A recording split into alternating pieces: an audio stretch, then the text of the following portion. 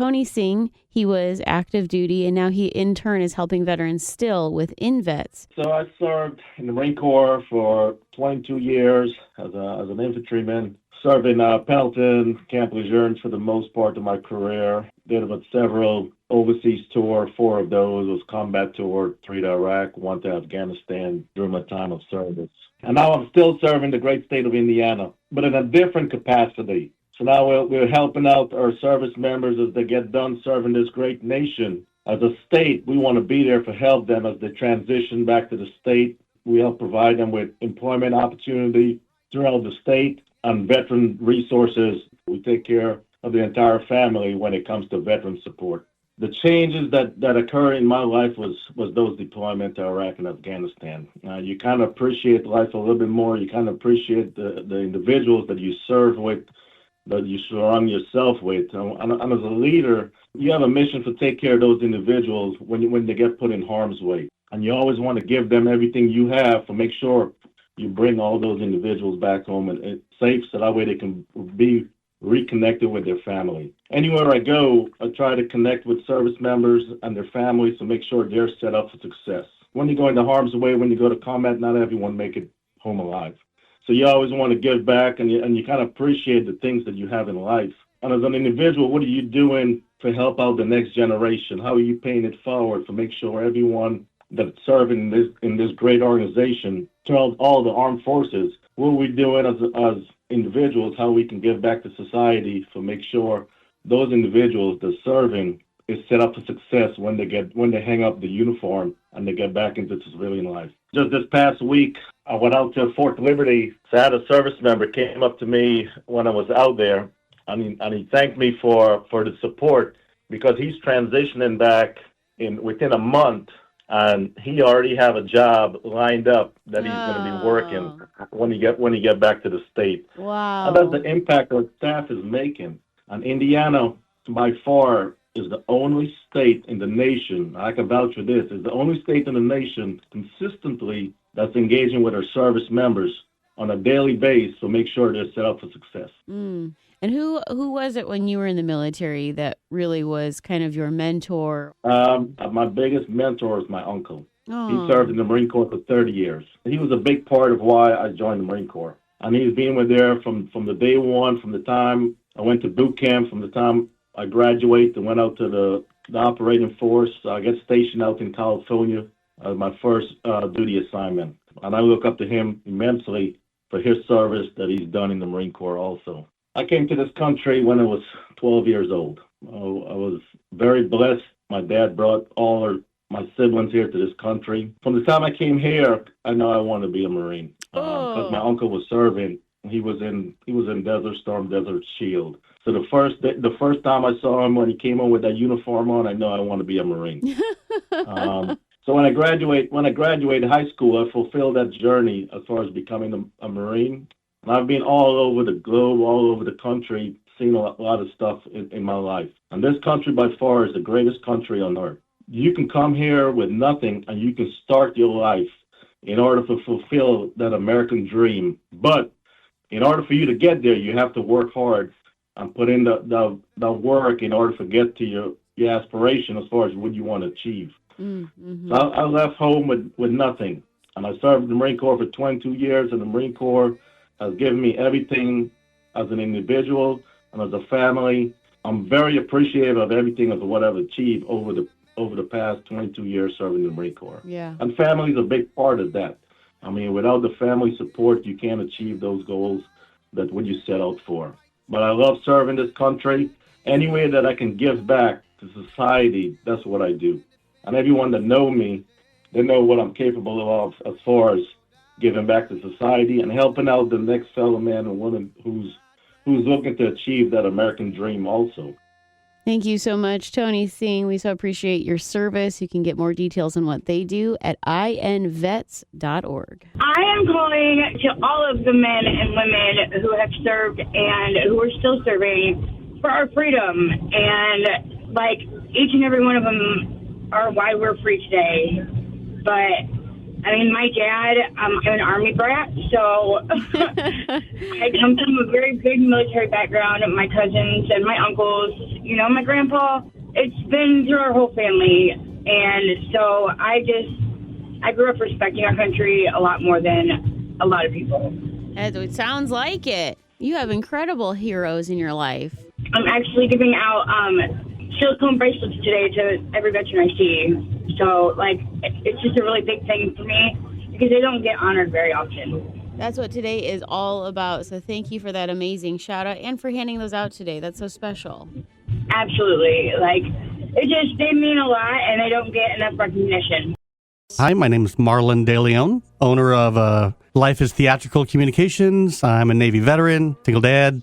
I love chocolate chip cookies.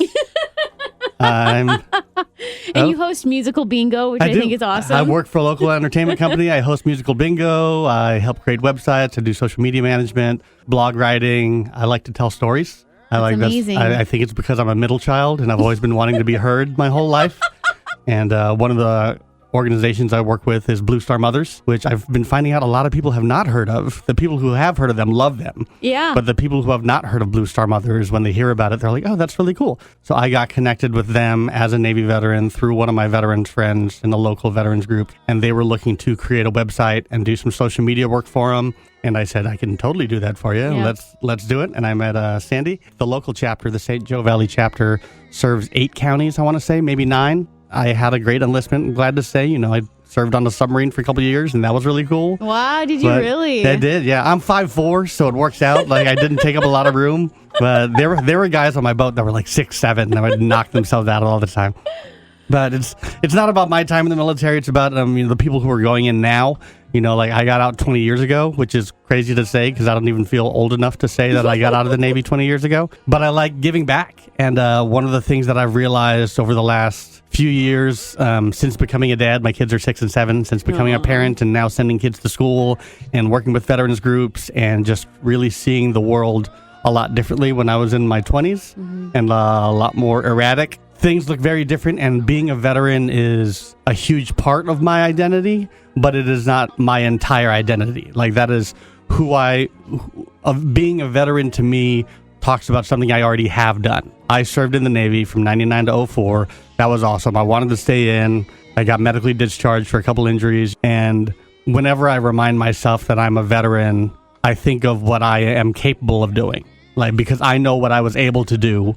Granted, it was in my 20s and a long time ago, but at the same time, the distances and lengths to which I could push myself mentally and toughness. So when things get hard now as a parent, when both your kids are sick and you can't do anything for them but hold them, you just got to tough it out. You got to stick with them and be there for them. You got to be their rock. You got to be their anchor. So whether you're supporting somebody that's a service member next to you on deployment, or you're supporting a mom that's next to you in your community, or a small business, or whomever else, that help is help. Marlon, you're giving me goosebumps. So it's I like to joke around that it's I'm doing all the nice things now to kind of pay back for all the terrible things I did before. I've done some awful things, Brittany. I can't say that I'm on the radio, but I've done some really terrible things.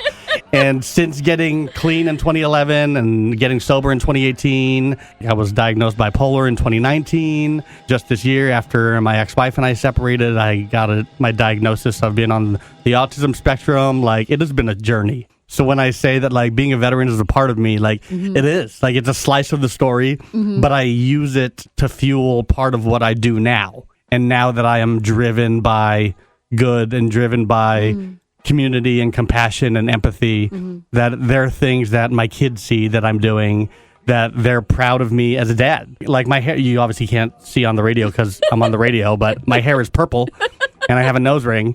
And when I got my piercings and colored my hair, my kids were like, this is awesome. And they're in the pickup line going, look at my dad. My dad's got purple hair. You know you're doing something right if your kids think you're cool.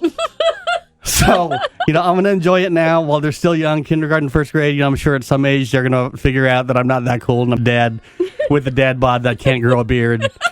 But I'm going to enjoy it as much as I can. I'm going to keep giving back to the communities. I'm going to keep telling stories. And I'm just going to encourage everyone to use their voice for good and help somebody else and tell the stories because it may help somebody else out there. We honor our veterans today. And if you are a veteran in any capacity, I'm sure that you have met Kent Laudeman. He has done so many things. He has an entire resume of all the places that he has worked for, volunteered with, and he is an incredible guy whose heart is to serve. You know, I'm kind of that unusual bird. I avoided the draft for 7 years and then got drafted and went to Vietnam. So I have the Vietnam experience. I was in 3rd Corps area. Not as brutal as 1st Corps up by the DMZ, etc., okay? But a deep appreciation for what Agent Orange has done as far as our veterans are concerned and so forth, okay? Mm-hmm. So I have that experience. I came back. I went to work for IUSB. Got deployed again with Desert Shield, Desert Storm. And that was a quick, positive kind of combat area for me. I mean, where Vietnam was kind of a failure when you look back at it, and you came back, and yeah, you kind of threw your uniform in the closet, didn't want to look at it or anything like that, okay? But Desert Storm turned that all around. Oh my goodness, all of a sudden the unit, 21st ACOM out of Indianapolis was at a parade at Purdue. I mean, that's the opposite of what people experience as far as Vietnam is concerned. So continued to work at IUSB, got deployed again to Operation Joint Endeavor. That was a peacekeeping mission, primarily supported out of the 21st ACOM again in Germany, but had the lines of communication all the way down to Hungary across the Sava River and to Camp Eagle. So that was anything but a peacekeeping mission. I mean, that was brutal. That was really brutal. So those are the 3 things that I did as an active duty. I mean, strange. I was only active duty for 5 years and deployed 3 of those years, okay? Yeah. And the rest of the time I was in the reserves, primarily out of the 415th Civil Affairs. Company became a battalion in Kalamazoo. So a lot of I think I had 8 annual trainings that I went to Germany, the Netherlands, Belgium, or something like that. The military gave me an opportunity to travel that I would have never had otherwise, okay? I come back, I got out of the service, and then I spent 13 years at the United States Military Academy as an instructor, officer rep with the women's basketball team and volleyball team. I learned a lot about women's athletics, the deepest appreciation that I ever had. Well, we are campaigning for letters for troops, and so you have a letter. Yeah, I gave some thought to this because I was thinking both active duty and veterans. I mean, I'm heavy veteran right now, but we need to keep in mind the veterans that are deployed or the active duty that are deployed right now. So it goes like this. Many thanks for what you do or have done in protecting our freedom, our way of life, and our United States of America. Although you are a small percentage of our total population, your enthusiasm, efforts, accomplishments, and values are respected and appreciated by all. Have a blessed day, and if deployed, stay safe, and always welcome home when you return. So part of that's reflecting what I felt, I think, after Vietnam, that we always want to welcome home veterans, active duty personnel that become veterans. We want to get them engaged in the community. We want to share with them that there are resources in the community to help them out. So we want to work on the battle buddy kind of emphasis and say, hey, there's people in the community that can help you. On Friday, I had a very special opportunity to visit the VA clinic right in Mishawaka. They were having a Quilts of Valor presentation, something that I have heard of but never got to witness in person. I'm standing here with Miss Erica. Can you tell us what you do for Quilts of Valor? We make and present quilts, and nationally we have presented over 400,000 quilts to veterans. And we especially like to get the World War II veterans and the Vietnam veterans who were not welcomed home. But it's an honor for me to be able to do that. How did you get started doing this?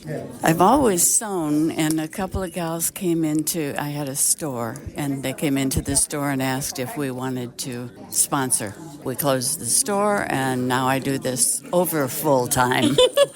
But it's very gratifying and a wonderful opportunity to continue and honor our veterans. We have Tom Farr, Charlie Hood, Jack Lambert, and Arthur Wollington, and he is the World War II veteran who is 100. That's amazing. So he will be honored that way, too. Oh, that's so cool. Well, thank you for what you do. You're welcome. It was so special. And how this got started, there was a woman whose son was serving in battle, and she had this vision where he was sitting on his bed and he was cold and he was lonely and the demons of war were surrounding him. And then in the next vision, she had him wrapped in a quilt and the demons of war had disappeared.